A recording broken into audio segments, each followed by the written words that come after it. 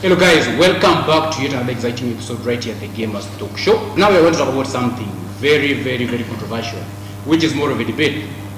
The man is no longer the head of the family. True or false? So guys, this is your host Mr. G. Stay locked, subscribe, share, like and comment. Tell us what you think about this conversation as it rolls, of course. Now let us just introduce ourselves from the far end. So my name is Brian Muindi. I'm a man of so many talents, and I perfect everything from home, away, and here. So basically what I do is I'm a radio presenter, a TV presenter, news reader, and everything. And also a debater and public speaker, to be honest. And yeah, I don't know if I'm supposed to introduce her. She introduces herself. But yes, guys, you have been asking me for so long. Nitapata mtu lini? Sijapata, but here we go. So yes, I'll be updating and addressing the nation shortly. Okay. Are you the nation? Let's start from there. I'm part of the nation, so Addressing the state of the nation. Second-class citizen. Okay. So like, just tell us a little bit about yourself. If you're disowning Muindi or if you're owning Muindi, where to do it. Okay, my name is Abigail Eminza. I'm a student at Kenyatta University. I'm pursuing economics and statistics, and aside from academics, I do writing. I love blog writing. In addition to that, I'm also a debater, and that happens to be where I met Brian Muindi.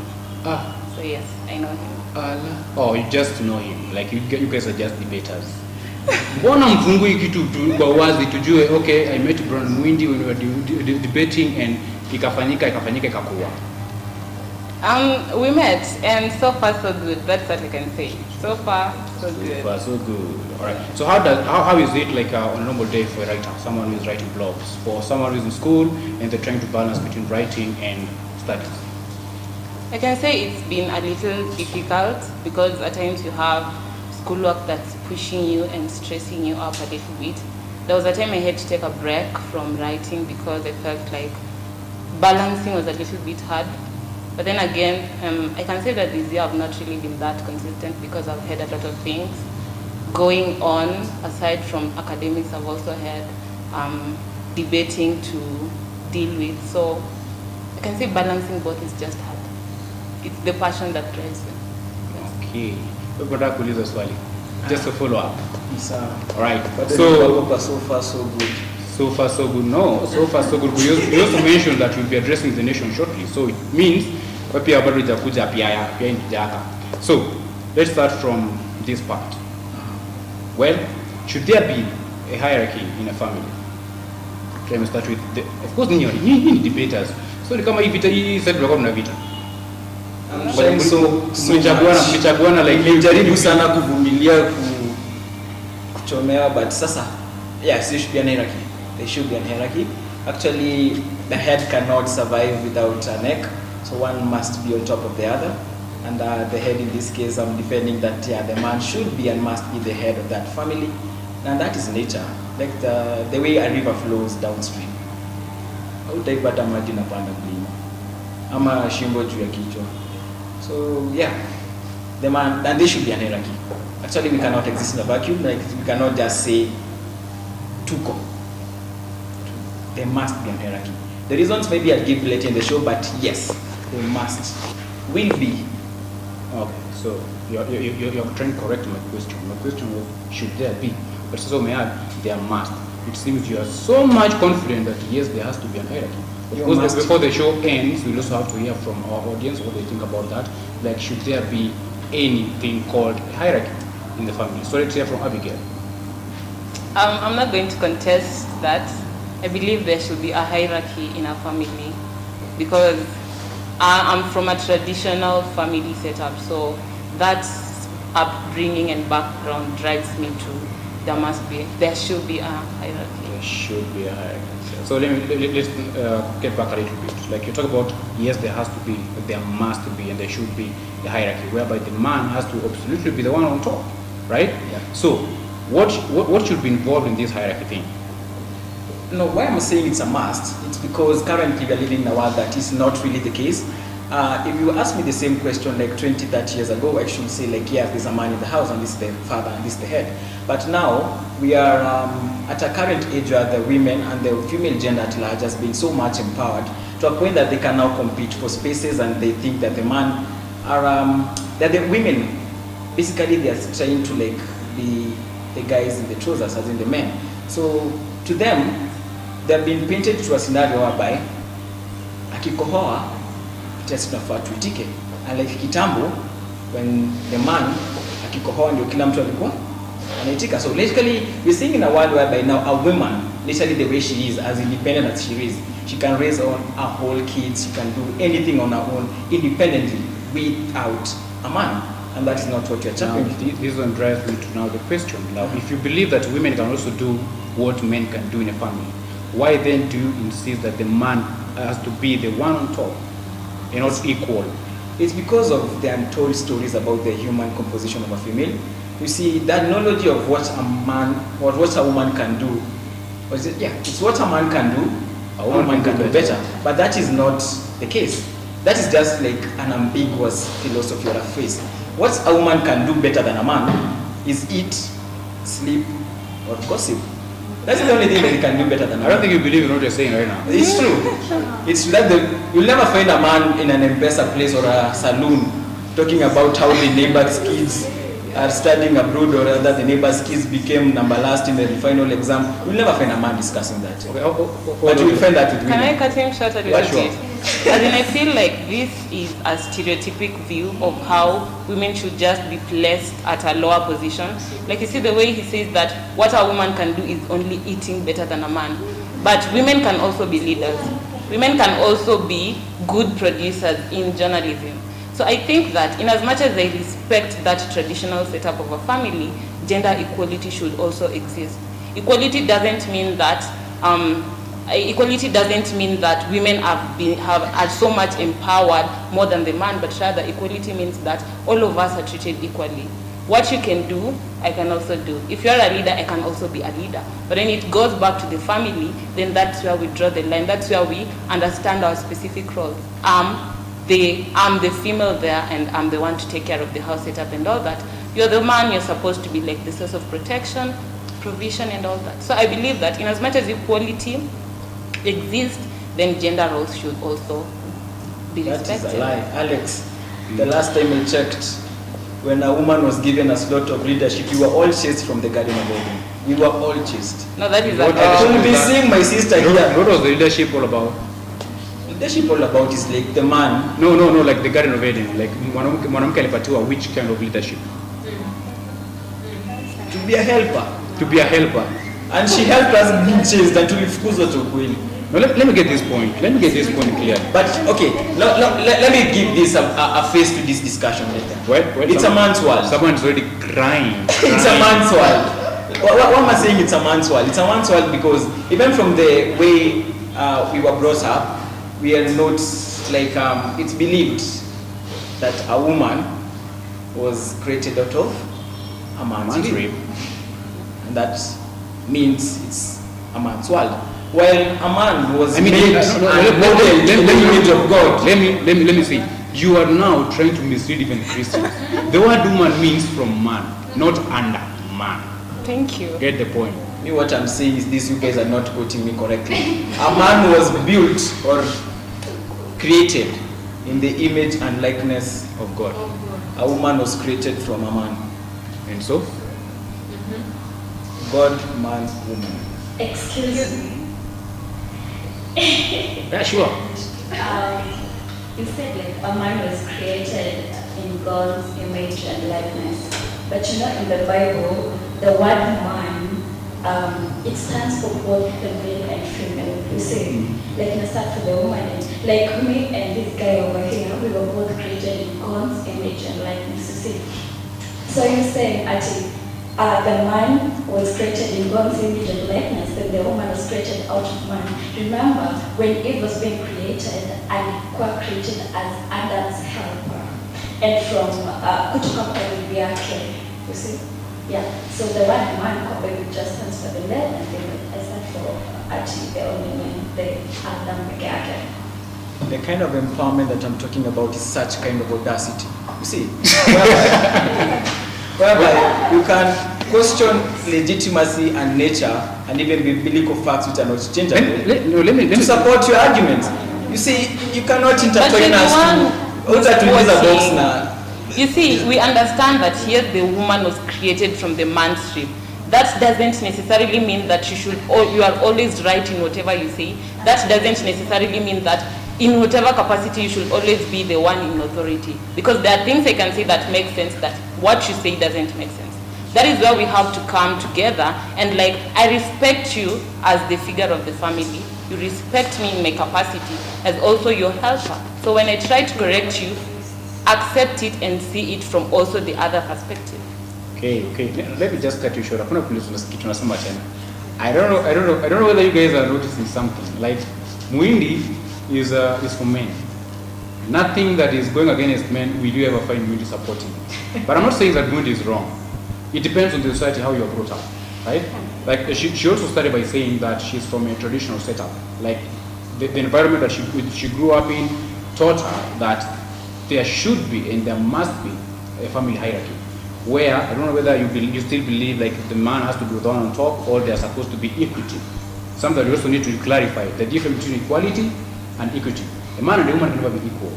But with equity and empowerment, there has to be that separation. Now, before I go to the second question, let me get one from the audience. I think God brought the equality. We have stated that it was the one who did all the mess by eating the apple. But you forgot, Adam helped Eve eat it. And also, God gave both of them punishments, not Eve, because it was the snake which talked to Eve. God gave both of them, Adam and Eve, the punishment. So even God brought equality between the man and the woman, how you sit in it. So many cannot see where God kept man above Eve, and the punishment were all both given same punishment. Right. May believe biting Adam is not not have talked to the snake in the first place. Adam talked to the snake. Adam never saw to the snake, it was only Eve. Yeah, Adam came after. So are you came saying after. Eve is the snake in this case? I'm not saying women are snakes, women are cobras. Women are cobras. You Who see hurt you? Who hurt you? Why do you? No, let me get this point clearly. How do you guys relate? How? Like mnasikizana aje kwa in your state? So far, so Who is the president? Who is the president in this state? Who comes to the shots? Who does that? Who has the power? As I said, I also believe that So far so good. men, he's the head Of the family. Yes. Of the state. Okay. So does that mean that whatever Muindi says you agree with automatically? No, that's where I brought my point that if at all I feel like whatever he's saying doesn't sit right with the situation, then I also speak out my mind because we have freedom to express ourselves. I speak out what I feel, then if we can come to an agreement, tell him good. If we cannot come to an agreement, then... do you know, Alex, one thing that these women are like trying to avoid is like the overall factor that it is a step whereby you have to get married, right? It's a step in life. And when you get married, as a woman, what do? You drop your family name and pick up your man's name, right? And that in itself dictates that the man has authority to some capacity. Either you are from which culture, black or white or even colored, you will be subjected to sign a marriage certificate as Mr. and Mrs. the man's name. So on that note, I think even the society in itself has already accepted that the man will and must be the head of the house. But that is it. That is the logic behind everything, right? But the truth value fact of it, and this is one I brought the discussion, is that the level at which the women have been elevated, it means now the boy-child power has already come down. You see, most women, they have even the audacity to have multiple life partners. You're like, this is my husband, this is my best friend, and what the best friend is testifying, also the husband can do the same. You see, they have multiple male factors. And then the people got to a pill whereby, a point whereby they're giving us pills. We had the last discussion. Men pills to prevent pregnancy. Who should be taking that? We still have a problem with having broad hips and having nipples when it comes to male contraceptive pills. But it's true. No, let me get this point clearly. Okay. Because you're saying that because so-and-so is married to so-and-so, because of the adoption of the second name, maybe say as the man's name, proves that the man is now on top. Now, we're living in a generation whereby men, there are things that have been trending of late, where boys or young men are going to date older women because they feel like if they go for these young ladies, they feel like they're not ready to cope with their standards. So they say that women are now becoming lazy. Demanding. Men are also now becoming lazy. Now they're going for older women who are going to provide for them things that they cannot provide to their age set. So in this case scenario, would you still say that the man is still the head of the family? Back to you. Back to you in the studio. It's true. Okay, let me just address whatever is supposed to be happening. Please answer the question first. Thank you for helping me host the show today. Please answer us fast. But women, and women, basically what I'm saying women is I'm relating to young girls who have not yet hit the maturity level, and most of them are in between the ages of 19 all the way I think 23. Most of them they are the pressure of like they say quote unquote kuomoka. So they're coming to me because Muindi working at TV, think you have money, they come to get attached to me. Not because of the love factor or anything. This is because Muindi, now we work here, we have at least some few shillings, you are presentable, I can show, they're not going for the real deal. Can I help him answer the question? Yes. I'm not saying she came for money, but the thing is as in most women, what they're doing right now, they're living a life beyond what they're supposed to be living in. A 21 woman life, she wants to live like an 40, where she has like a car, she's living comfortably with something and a house. She has kind of... Who doesn't know a soft life? It's a soft life, yes, but at what age? Who? At what age? No. Okay. Let me. And at what means are they coming in? Let me hear. The means is wrong, the age is wrong, everything is wrong about being a woman at that stage. Okay, you're getting emotional. Let's get what Habi has to say about that. So, in your context, you asked about when a young man gets married or gets attached to an older woman. Well, I think first you have to understand the dynamics behind the different genders. For a man, all they want is like this kind of respect and this kind to have authority in a family setup. What a woman wants in a relationship is to feel loved, is to feel protected, and is to feel that like the man is in a position to provide for her in whatever capacity. So when you bring it in that setting where a young guy gets attached to an older woman, I think now that's shifts. Because if I were in that position, I'm an older woman and I'm getting attached to a younger boy, I can totally say I cannot respect this person. Because first of all, I'm the one in charge, I'm the one like providing everything. That's where the respect goes down. Secondly, I feel like you're younger than me and the kind of engagement you have in terms of brain capacity is not even on the same level. So that's where again the respect goes down. So in that setup, I think it's the female figure who has the kind of authority. And then the man, just because the lady has money, joyriding and wanting soft life. So in this case, the man is not the head of the family. I don't think the man can be the head of the family. So if circumstances are interchanged, there are circumstances that now the man can never be the head of the family, right? So it depends on the situation and the circumstance. Yes. But Alex put a figure to all this. The rate of Wababa and Wamama, who is going for who at what rate? The women are going for the Babas more than the way the men are going for their Wamas. Just like I said, we are not saying that all men go for men, but again, mamas. you can count them and not even have to reach 5. No, excuse. I'm not saying all men go for mamas, and I'm not saying all ladies go for babas. All you're trying to say that whatever the percentage is, if that circumstance, if that situation was to be reversed, would you still say that the man is still the head of the family? So guys, yes. Let's take a short commercial break and we'll come back and continue with the same conversation. This is Gamers TV. Feel free to subscribe, comment, like, and share. Tell us what you think. Do you agree with Muindi or Abby? Stay locked.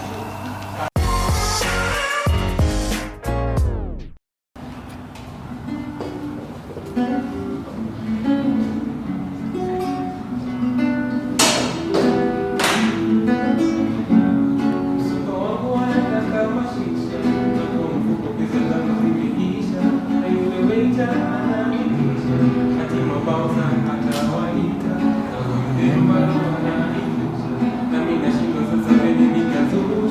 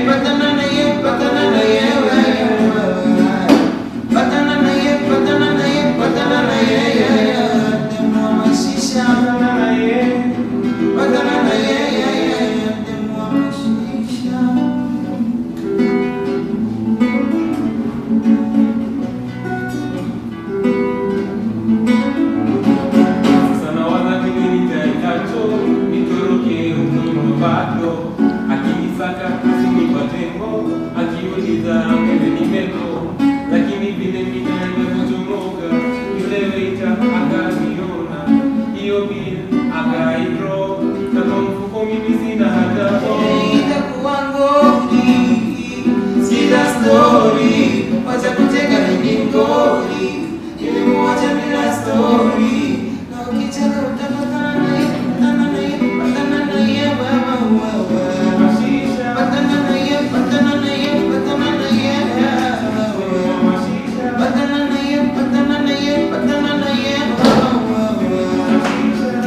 naye, patana naye, patana naye,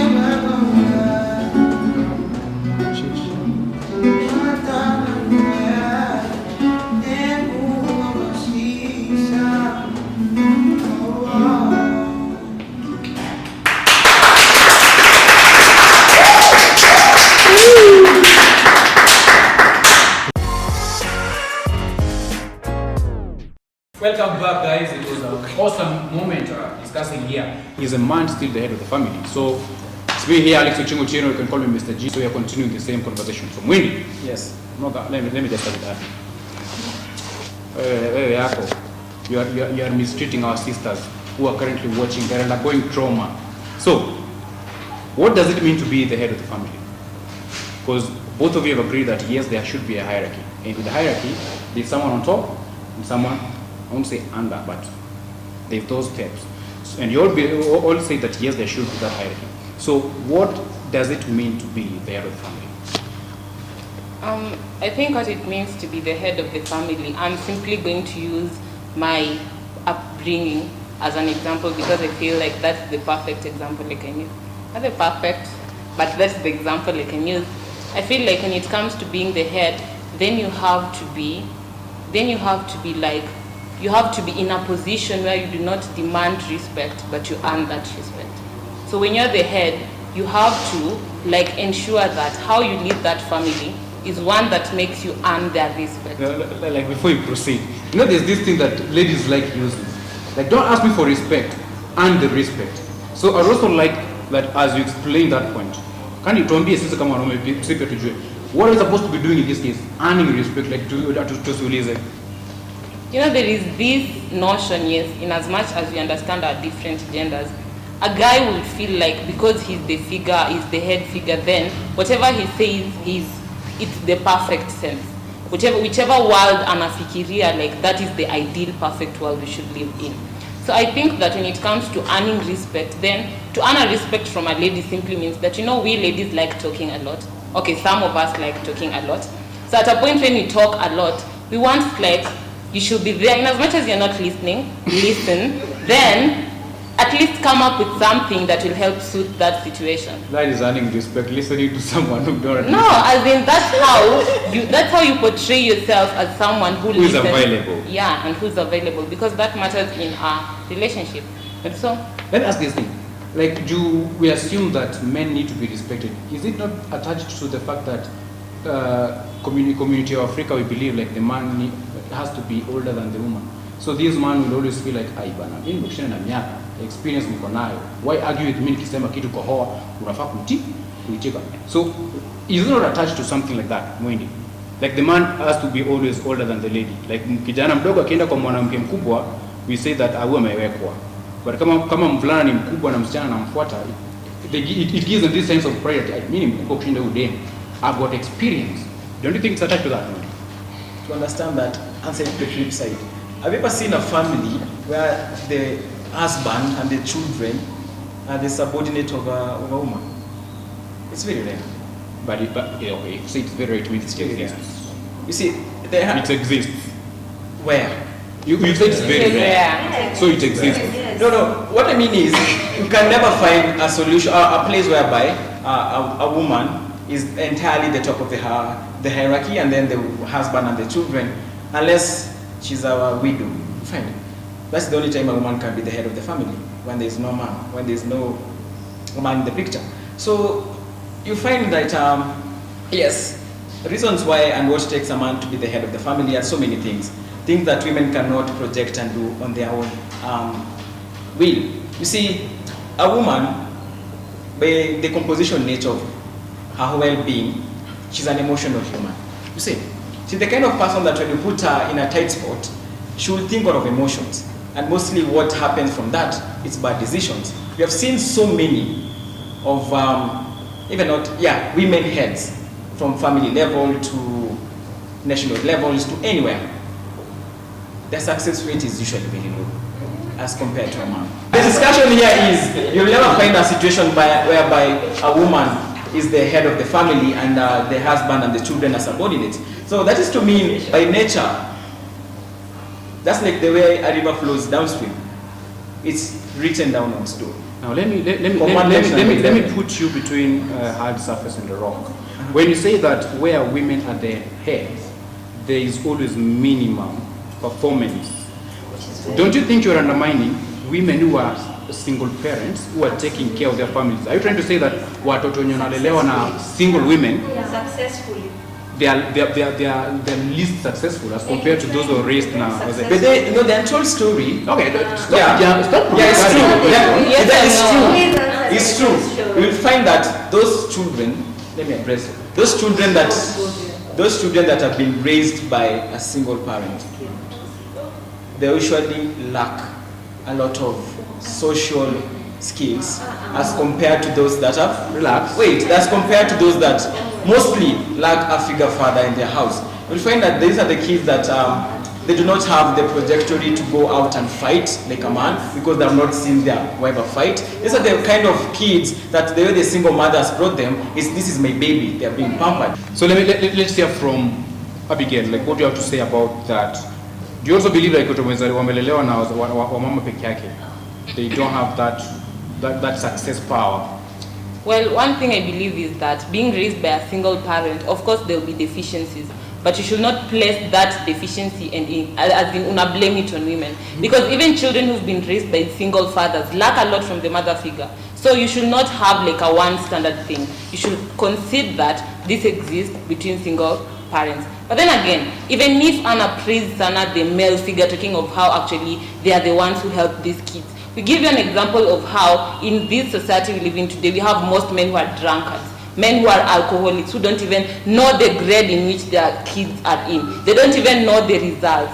These men influence negatively on these kids. Because right now, even the people I interact with, they talk about how actually, most of them females or ladies, they talk about how actually now they cannot be in relationships because of the violence they've seen in these families, mostly coming from men. But you don't hear us saying that all men are violent. This is what Muindi is trying to say about women. That simply because I can example moja tu of a woman who's not been successful, and assume like all of us are failures, which is not a good thing. Wow. Let me also beg to differ with Muindi's opinion on women and raising like single parenthood. Look at me, Muindi. Am I weak? As you know, Muindi said that those who are raised by like our mama, like they are a little bit like they are weak. They can go outside and fight like men. Like me, my entire life I've been raised by women, no, from my grandmom to my stepmom to mom. Mimi babangu alikufa kwa mimi bado ni mdogo hivi, right? But that doesn't mean that you have to live under the shadows of, oh my friend, I'm a single parented, I'm being raised up by my mom, sina baba. Men exist outside here who are ready to play father figures directly or indirectly to any person willing to be shaped by the society. So be that you're being raised by your mom, kuna uncles, kuna anything else. But let me tell you, right now, the growth of an individual does not depend solely on the family. Siku hizi kuna shule kufanya nini? Yes, you're raised up by your own mom. Like umeenda pale campus umepata wanaume. They teach you how to be a man. Doesn't necessarily mean that you have to have a man in your household. Anyway, let's stop lecturing Muindi. So let's proceed. Abigail, you mentioned something about the raw.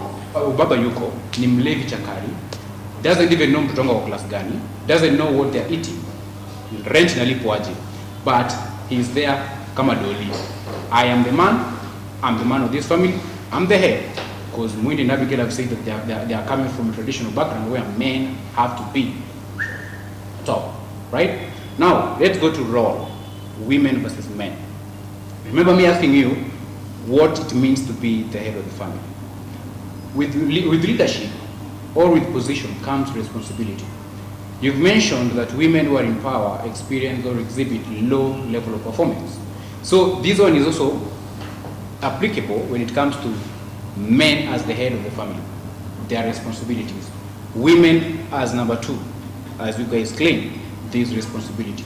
So when it comes to roles in a family setup, men versus women, Muindi.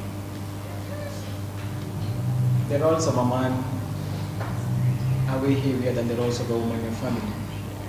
And that is true. Am I the one who is realized that Muindi is out of Mburu? A man, talk like a man. a man, the kind of things that a man has to put on the table, there's so many. You'll find if you have 2 quick kids, you'll have now to, in essence, you have 4 humans to take care of, including their mother. But now, as the notion says, pesa ya mwanaume ni yao wote, ya mwanamke ni yake peke yake. I think that is what has been trending out here, and that is putting a man on a very fixed corner, whereby if I have 1,000 shillings right now, pesa yangu pale ni 50 bob, na ni 50 imeenda kwa familia. But give that 1,000 shillings to Abi. What? Pesa yake ni yetu. Yangu ni yangu. Now let me ask, because of the kind of needs we have. If you guys are talking about the Garden of Eden, helper, companionship, why does it have to come back to the kind of things that we need? Now when it comes to, because now if God said that you go be a helper, go help the man, do ABC. And that is where now Alex is coming, whereby I'm saying women are becoming a little bit of too much. You're always in. Yeah. Now let me let me get this point clear. Now why is it that now when it comes to you guys doing things together with the man, it's now pesa yake ni yetu but yangu ni yangu? You see, mi siwezi kataa, even if you give me facts, mi siwezi kataa kusema ati pesa yake should be ours. Because one, in as much as si wote, for example, tunafanya kazi, as in, what I have in a family setup, I'm supposed to take care of the family needs. I'm supposed to also take care of myself. And I'm supposed to like ensure everything in the house runs smoothly, because again, I said I respect gender roles when it comes to a family setup. Muindi, what I expect from him in that family. She's not even looking at Muindi. What I expect. What I expect from Muindi is to provide, in as much as you're working, he still provides and still gives me that kind of profession. I love you, and this is what I meant when I say I love you, to take care of you. I have to feel that. And if I totally cannot which is supposed feel to be that, money. If it can be, yes, you to feel like this. It doesn't have to to ask necessarily point be. blank to Abby or any other woman in the house. If your man requests you for money for haircut, utampea? Siwezi kata. I'll give him. Ni kwa sababu kinyozi ni 100. Nikikucha kiatu ya dhao 3. Let me get from. Nikikucha kiatu ya dhao 3 utampea? Yes. We have a very good example. During COVID, do you remember how many men lost their work? Who came up? Like who assisted the family most? The women. The service. Utatupea pesa hatukatai. Wanadai hizo pesa zote tunaenda kushuka. Tutakwambia tunashuka na 5,000. Tutaenda kutumia 1,000. 2,000 tumesave. Anytime emergency itatokea kwa hiyo nyumba, utajua mali pesa itatoka. Utasikia shika hii pesa. Emergency. Kindly. The cash you guys give us, don't think that you go just use it anyhow. We weren't raised like that. We are African girls. We know how to save. But nonetheless, on the flip side, a lot of men were left by their women during the pandemic. So Yeah. it's a 50-50. It's a 50-50. Good goal. Good goal. But you don't tell the fact that women contributed. For those who asked that question, for the 10-15 years of our marriage, hujainipea hata bob. Mimi nimeishi kusave pesa yangu. Nimelea watoto, nimefanya kazi, nalipa rent. Huko hapo yako unaenda kulewa, hujui hata fee ya mtoto, hujui vile tumelala, wewe unatoka job unakuja. Nikae na wewe. Naanza aje? How kindly. Marriage is all about assisting each other. I don't have right now. My partner comes in. My partner doesn't have right now. I come through. So let me get this. yes, point that clear. is what is supposed to be happening. And You now, should value what happens. now that's what I'm asking you. Now you're saying that you're supposed to help your partner, right? Yeah. So does it mean that you still support the notion of pesa yake ni yetu lakini yangu ni yangu? yangu ni yangu juu. Hiyo emergency ikitokea. Hiyo emergency inatokea kama Ndio nimesema hivi, analipia 3,000 ya kushukwa, si ndio? He's my boy, he's my husband. I mean, hata tukiolewa. He's your boy. Kwa hizo vows. Wait. He's your boy. He's my boyfriend or he's my husband, si ndio? Abuju. So, apparently, hutataka niape na mwanaume mwingine, utataka? In the man. Tumesema it's all hierarchy, so na tume-accept, because even though tuko, like the man should be the head, hatukatai. Lakini, wewe mwanaume atataka nitreatiwe na mwanaume mwingine? No, so utanipea hiyo. How do you know? Muindi, answer. Utataka nitreatiwe na mwanaume mwingine na wewe ndio boyfriend yangu? Yeah, like... Do you know, it's No, funny. wait. Yes or no? Yes or no? Wait, you can't do that. Let him talk. No, you know that they're assuming that we care if they're being treated with other men or not. As long as they're coming back home, we do what we're doing. As long as they're playing their roles. This is because let me just give you the reality factor of things. Men are what, Alex? Polygamous. No. So, speak for No. yourself. Say. No, I'm not saying that I'm disagreeing with Muindi. Excuse me. Wait. Nyinyi mnataka Muindi, but Muindi is just saying like what he feels is right. Muindi, men are not polygamous. Doesn't mean that they have to be polygamous. yeah, but I'll But you can say men are hunters. They And keep others. going for hunting expeditions every single time, even if they have something for stop. Before we continue, let's take one question, then another question, then we can wrap it up. Because I know this conversation is really hot and tunaweza carry forward because we still have another episode. So let me respond to questions before others come. So how will I feel if my woman is getting treated with another man? Obviously, it Relieved. hurts. It cuts across the okay, it does crush you. It hurts. It's a choice pain 101. Let me just not face. you have a problem providing, and then somebody is providing on your behalf. Don't you say that you're relieved? It's not that I don't have the mandate or the capability to provide. No, it's just like she went to another person. But again, it hurts for the moment until when you are a man enough to start and think, what did I lack? So you have a problem doing something that you're capable of doing. You are capable of providing to your woman, but you choose not to because you want to start competing that let ile pesa yako kwa meza mwisho wa mwezi eka 50%, I put 50%, then you take care of the family, and then you still want to be on top. Hold on. Questions? Yes, Wendo. Mimi swali yangu tu ni kuuliza kitu rahisi. Mmesema Kizungu. pesa ya mwanaume ni yeye, si ndio? Mmesema pesa ya mwanaume ni yeye. Na nyinyi ndio mnajua kusave. Kwani mwanaume hajui kusave? That's the question. Ya pili, mmesema ati sasa kama tuseme kwa familia bali mwanamke analipwa 200,000 na mwanaume analipwa 50,000. Na bado mwanamke huyo ana 200,000 anataka bado kupatiwa pesa na mwanaume anapatiwa 50,000. Ati anasema na save. Kwani hiyo 200,000 na kusave yani make that sense? Yeah. Mwache ati treating, which treating?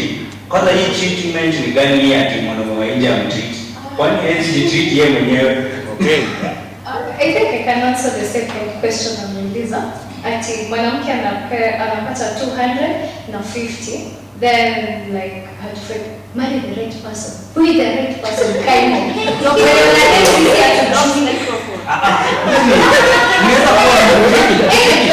any woman, as long as anakupenda, nime-earn 200, ume-earn 50. Don't I have the brains to see 50 haitoshi? Can't I add my 150 or 100? Like, go to the right people. Wait. Guys. I'm going to cut you short, but before that, let's listen to Sulu. Zena. Zena, you really had something burning on this topic. Let's hear from you, then we can wrap it up. Okay, so my question was, actually it's an answer to this guy over here on your first question. So you said that, let me ask you this, when you're the head of the family, what does it mean to you? When I marry you or when you're my boyfriend, I need you to be there, the sense of security, I need you to be my provider. We coexist in this relationship. You can't expect me to be in a relationship with you when we can't coexist. The main aim of this relationship is to coexist. But unakuja nyumbani unanionyesha just because you're the head of the family, you can do whatever it takes, or you can do whatever. That's not how we do coexisting. So please, know yourself, know when unakuja kwa nyumba, unakuja kwa nani. Marry the right person. Usiende huko nje una marry whoever whatever, na unakuja unaenda coexist. My dear, that can't happen. You know your place. Nasikia vile nimeongea, lakini sasa tujibu tu direct. That was the last question. Ni kumjibu tu, nataka kumjibu. Amesema we marry the right person, sio? And the man should be the head of the family. Juu kwa familia si lazima kuwe na mtu wako mbele, lakini at the end of the day wao wanawake wote hapo, huwezi enda kumwambia mwanamke leo aruke kwa shimo ati bwana wako makodo aruke kwa shimo utaruka. Sijui ni mwadio. Tumesema ni head of the family, hawezi. So really the meaning hata hii kusema tu head of the family si meaning ati atakuwa ati anakontroliwa kama ile ati kuwa yeye ndio mkubwa kabisa. Sasa meaning hii kitu ati venye tunasema katika kitabu venye ilikuwa ati the man was everything, ati anasema hivi inaenda hivi kama ni left to left. Now in this generation of ours, even women don't want to be told to go left. Sasa kama ni hivyo, the fact is one, ukiwa head huyu mwingine ni co-head, meaning ile siku mwanaume ameenda nje watoto watakuwa wanasikiza mama yao, si ndio? Hata kama baba yao yuko. So anything you should do equal to the same. Kama ni pesa tuelewane, kama ni 50-50. Hii ati ya mambo mwanamke akuwe na mingi kuliko ati anapatiwa yote, mwanaume anabaki akiwa anatafuta nyingine hapa. Let's do this because hii ni topic haitawaisha. Anytime you come up with a conversation that is tackling one side of the gender and the other side, and then it kind of brings something like a debate, you'll never lack points. Because everybody wants to protect their gender. So let's hear like what the panelists have to say. Just kapati shot. Umesikia Kenya wamesema na wamejijibu, by the way. Wamejijibu, wamesema wakajibu. Now, just briefly, like maybe 1 minute, tell us what you think about everything generally, like a parting shot. Pia unaweza tell them mitandao kama unataka kufuata. Let's start with mwongea sana. Abigail baby. Usiende kumpiga. Okay. I just insecure and you can provide. Usiweke hiyo. Mute. Okay. It's perfect. Msimoni Muindi anapenda Abi. Anyway, Abi, a parting shot, like what you have to say about the entire conversation. What I can say is that when you're in a relationship, you also have to have that rationality.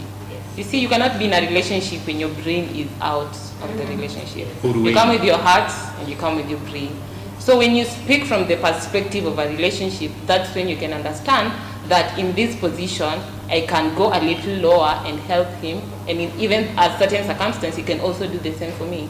So I believe like relationships are mutual, but it doesn't have to be 50-50 when it comes to like the provision or anything. Because I believe that for me to feel safe, I have to feel like the man is, he's that kind of authority figure that, because I believe that most of us women want someone to look up to. Someone who we know that if I want to talk to Muindi, he has all the answers to the questions that I have. If I'm this 100% higher in terms of my emotions, he can cool me down. That's what a relationship, I believe, Cool her down. All about. And even when I find him in that position, I can also do the same. So I believe that in a relationship, there has to be rationality and there has to be mutuality in terms of balance. And love does a lot of things. You see, don't underestimate the power of love. You can crawl to the hole and pick your husband when you're in love. You cannot underestimate. So that's what I can say. Unless Muindi has something. Right now, let's see what Muindi has to do. You know, Abby is complaining about cooling her down. Not that hot. That's how you treat your woman. I'm very cool. Okay, I'm hot. Oh, wait. So, wow. Oh, excuse me. If you are a woman and you're seated there, don't be bitter because of what Muindi was saying. Akona mama hapa. So if you say that Muindi you're not hot, the woman might be like, "Ai, kumbe hata wasichana wengine waoni mtu wangu vizuri." They're just joking. Usimwache kutoka hapa. Itatolewa, don't worry. So let's hear what Muindi has to say about the entire thing. Wow. So, I think as we wrap up this show, which has taken so many twists and turns and so many discussion and anchor points, because of your feelings, let's put value to everything that we have discussed here, and value that is subject to reality, and what translates to things on the ground, and let's call a spade a spade. It's true. People are saying let's have a 50-50 thing, and what is happening out here is kind of something close to the 50-50 thing. I think the women out there trying to supplement what their men are bringing in the house and trying to be the other better half. And that is in sense has brought down a trickle-down effect whereby now the women are feeling some kind of superiority above the male figure. And point fact one, that is what we are against.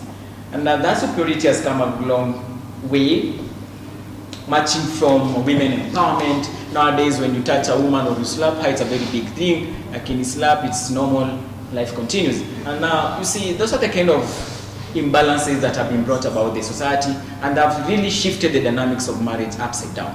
You see, so that is what now we are trying to condemn. Let's push it back to where history and common sense and culture and the brain was functioning better back then.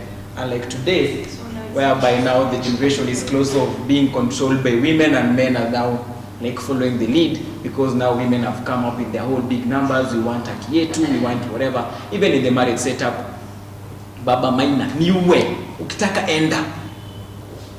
What kind of audacity is that? What kind of audacity is that? So that is the truth value. That is what you call a spade a spade. And the man should and must continue being the head of the family so that when your kid sees such nonsense, he will grow up. Right. Okay. So that is harsh reality. And you have seen how women are so much emotional, going out even crying on social media like the way I saw simple boy leaving somebody and somebody was crying bitterly on social media. I saw why would you leave somebody? And somebody who has been... And that is, why should you showcase your emotional vulnerability to us all? We don't care.